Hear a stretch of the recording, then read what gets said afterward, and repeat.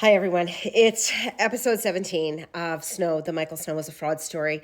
I'm Shelley. If you've been watching, you know what's going on. And if you haven't, go back to number one and watch it from the beginning. There's still more to come. It's really a wild ride. It gets better. I know it's hard to believe, but it does. So I did end off the last one saying that I was going to give you an example of how I tried to get out of this relationship. So if you recall from the previous episode, I talked about how I was telling Mr. Snow how uncomfortable I was that he was spending the night at this woman's house so often. And he assured me that he was coming straight home that night.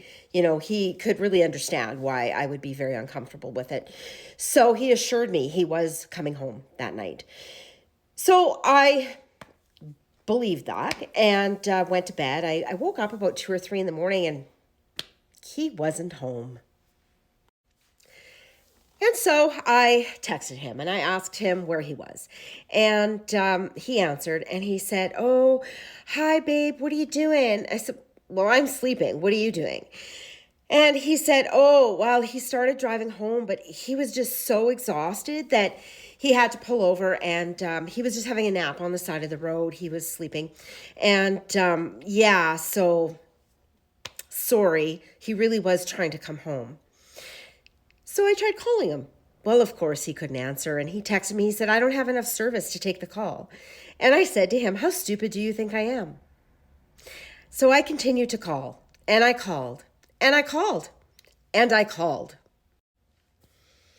And when he did finally answer the phone, his words to me were, "Fuck off, you jealous bitch. I'm not alone." And he hung up. At that point, that was pretty much the straw that broke the camel's back. I got up and I packed his shit for him. I threw every single thing he owned into plastic bags, garbage bags, and I threw them down into the front porch. I was furious. I was running on pure adrenaline. I changed the locks and packed his shit, and I went back to bed. The next day when he came home, he couldn't get in the house, and he was furious. He was absolutely furious, and I didn't care. I told him to leave or that I would call the police. I wanted him gone, and he refused. He absolutely refused. And I'll show you some of the texts of what he said to me. So as Mr. Snow was locked out of the house and I was not letting him in, this is what he was texting me. He said, "You can't afford to have me gone. Trust me." And I said, "Or you can give me some time to cool down and come get them yourself, but you are no longer staying here." I think I was talking about his clothes.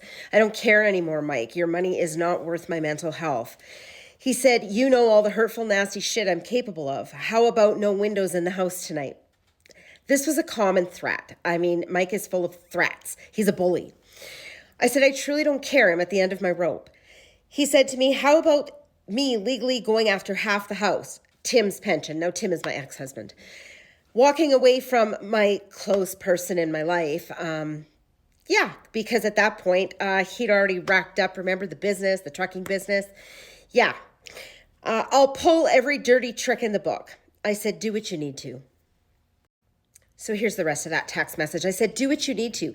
You've already taken Tim's pension," which my investments that I had pulled. He said, "I'll come after the rest." I said, "Fine." I am so defeated by this point. He said, "You have no money to fight me." I said, "I don't care anymore, Michael. I just don't care." This is a good one. "The dog will eat something and somehow never recover. The same with your cats." I said, "You've beaten me down." He said, "I'll get evil." I said, "Just go away now, please." He said, "No, I need the bathroom and my shit's in there and I'm not going anywhere." And he didn't. He broke into the house. He came in through my dining room window. He ruined the screen. The window no longer closes. I have to have it propped up with wood. And yeah, I can't afford to have that fixed. So at any rate, yeah, I was upstairs in my bedroom thinking, what the hell am I going to do? I was so beaten down at this point. And you need to understand that, I know at this point, some of you are going to say, "Why didn't you call the police?" He's threatening to kill my dog. He's threatening to kill my cats. He's threatening to go after my family. He also, there's other texts that I'm not pulling up, but he also threatened to send out intimate photos of myself to my parents and to other close people in my life. So, why didn't I call the police? I was so beaten down at that point. This is the kind of talk that I was getting on the constant. This is the kind of threats and bullying that he was doing to me. So why didn't I? So to finish the story, I'm sure you've already guessed of the investor woman in Regina. Yeah, they actually met on a dating site, and he was dating her. There was really no, yeah, she was not involved in this business really at all. And he does owe her a fairly good chunk of money. I've spoken to her. So yeah, there is that, but I'm sure you already guessed that.